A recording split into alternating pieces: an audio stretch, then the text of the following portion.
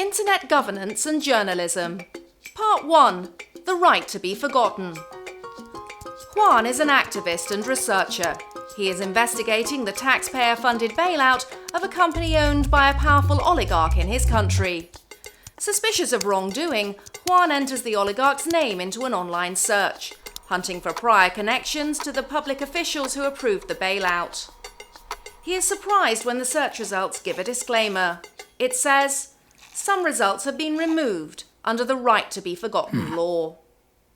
Even when Juan's online sleuthing leads him to an article with a relevant headline, he finds the link to the news archives is broken.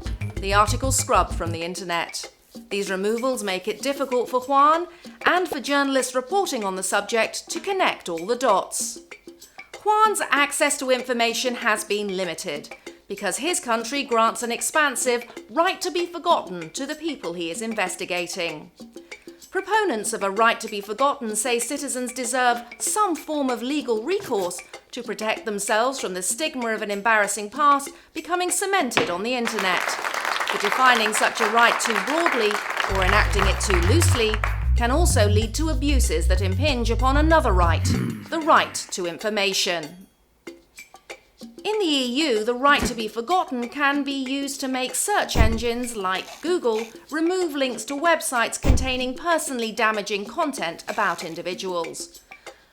But that's not the only possibility. Elsewhere, the right to be forgotten could even be used against news publishers.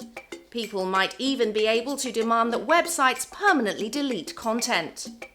Acceptable grounds for exercising the right to be forgotten also vary from country to country. In Juan's country, a worst-case scenario, company executives or oligarchs can force damaging content about them to be deleted, even though it was truthful and in the public interest. If the internet serves as a public archive, then the right to be forgotten can, when governed irresponsibly, provide a key to sneak in and remove inconvenient files.